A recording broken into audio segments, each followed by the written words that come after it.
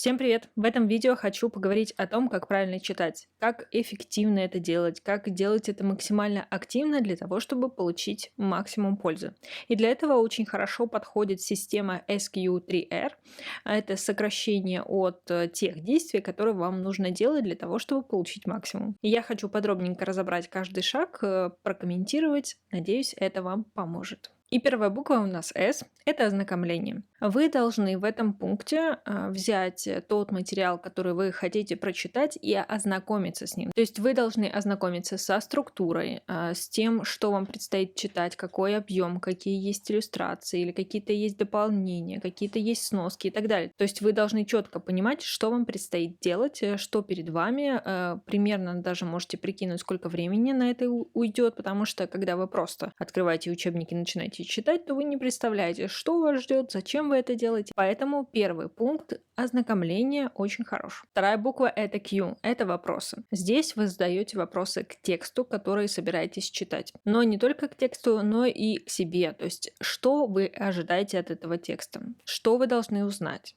что вы должны прояснить для себя. Возможно, вам нужно какое-то отдельное понятие или отдельный параграф или еще что-то. Возможно, вам нужно общее понимание и так далее. То есть вы должны четко понимать, зачем вы начинаете читать тот или иной источник, что вам оттуда нужно. А дальше вы уже задаете более конкретные вопросы к тому тексту, который у вас есть. Если у вас классический учебник, то все гораздо проще. В конце у вас есть вопросы, но не опирайтесь только на них. Все-таки пролистните все странички, которые вы будете читать, посмотрите на оглавления, посмотрите на какие-то выделенные фрагменты и сформируйте на этой основе вопросы. И дополните эти вопросы теми, что вы задали сами себе. Отложите, мы вернемся к ним немножечко позже. И теперь первое R– это чтение, непосредственное чтение. А здесь вы просто читаете тот материал, который собирались читать. Просто у вас была такая вот сложная подготовка,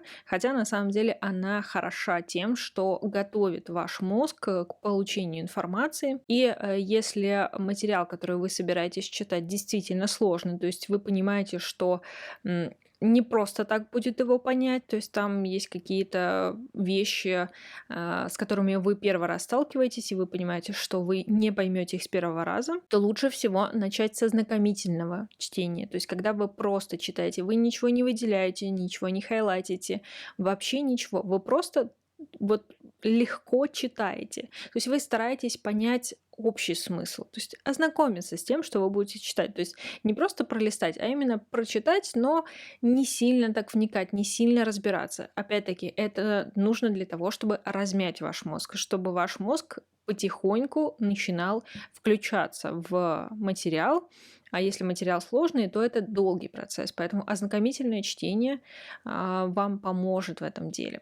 А потом мы уже начинаем вдумчивое чтение, когда вы уже более подробно, останавливаясь там на каждом слове, на каждом понятии, которое вам непонятно. То есть вы уже начинаете разбираться, вы начинаете вгрызаться в тот текст, который вам нужно прочитать. И если вы в конце понимаете, что вы ничего не поняли, сделайте небольшой перерыв и еще раз прочитайте. То есть иногда бывает, что нужно от 2, 3, 4 раз прочитать один и тот же элемент или какой-то параграф или какую-то главу для того, чтобы пришло то самое понимание. Потому что пока понимание не придет, вы не можете двигаться дальше. Но если вы прекрасно понимаете, о чем вы только что прочитали, то двигаемся дальше. Теперь у нас вторая R – это осмысление. Здесь, на самом деле, некоторые люди, ученые и вообще все, кто пропагандирует этот метод, иногда его разделяют, в общем, на два этапа. То есть, когда вы просто осмысляете то, что вы только что осознали. То есть, вы начинаете как раз-таки отвечать на те вопросы, которые вы вначале задали.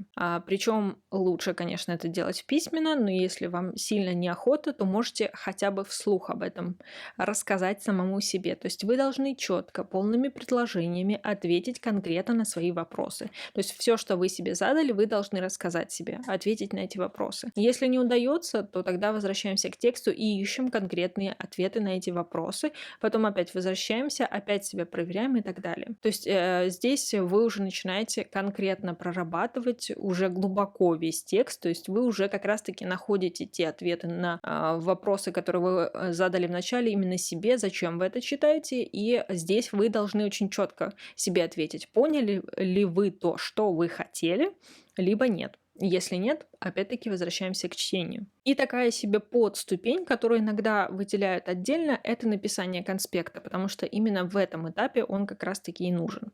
И, кстати, в этот этап тоже некоторые отдельно выделяют хайлайтинги. Ну, это так называется на английском, но в том смысле, что вы возвращаетесь к тексту и выделяете нужные вам фрагменты. Некоторые выделяют это отдельно. Но я думаю, что это лишнее. На каком-то этапе из чтений вы вполне сможете это сделать, но лучше не на первом.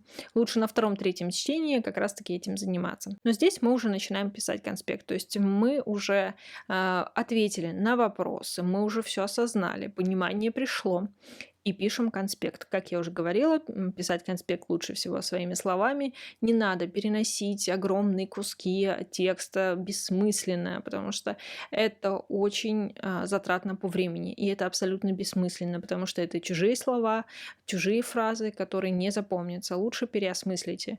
И заметьте, зачастую бывает, что огромный кусок текста, который вот вы хотите переписать, потому что считаете его важным, на самом деле можно всегда пересказать очень коротко, и именно это лучше и записывайте. И в дополнение хочу сказать, что, конечно же, не только конспект здесь можно писать, здесь можно составлять ментальные карты, что тоже очень хорошо. Они хорошо организуют пространство, они хорошо организуют в целом ваше понимание, структурируют знания. Далее можно, конечно же, писать карточки. Это вот как раз то время, что нужно. Опять-таки, потому что вы уже все переживали, поняли, осознали, ответили и понимаете, какие знания вы хотите закрепить, и их и переносим в ваши карточки. И последнее R — это повторение. Здесь у нас опять-таки два этапа, которые некоторые разделяют, некоторые совмещают, но суть в том, что есть повторение сразу после прочтения, а есть повторение через интервал. После прочтения, когда вы составили уже все конспекты, вы уже все прочитали, вы уже молодец, закрываем все первоисточники и еще раз себе рассказываем, а что это было, а что я только что прочитал. А зачем я это читал? А что я нового узнал? Как это связано с тем опытом, который я уже испытал, с теми знаниями, которые я уже знаю и так далее. То есть вы должны для себя подытожить весь этот материал, потому что если вы можете очень коротко, очень легко рассказать о том, что вы только что прочитали, значит, вся работа проделана не зря. Если у вас это не получается, то возвращаемся к началу, к сожалению. Через интервал мы также повторяем, но повторюсь, мы повторяем без первоисточника. То есть, когда вы хотите что-либо повторить, сначала мы напрягаем все свои извилины, все ваши воспоминания, стараемся, вытягиваем их насильно. То есть, как вы можете, так вот все, что вы помните, все выкладывайте сами себе, рассказывайте сами себе, и только после этого возвращаемся к первоисточнику. Потому что если вы сразу откроете учебник и начнете перечитывать, перелистывать, пересматривать материал, это не будет означать, что вы его припоминаете, а это будет эффект узнавания текста. То есть, да, вы будете смотреть на текст, и он будет вам казаться знакомым. Очень часто мы это путаем с тем, что нам кажется, что мы помним то, что там написано. На самом деле мы просто узнаем текст. Так что вспоминаем активно через интервал.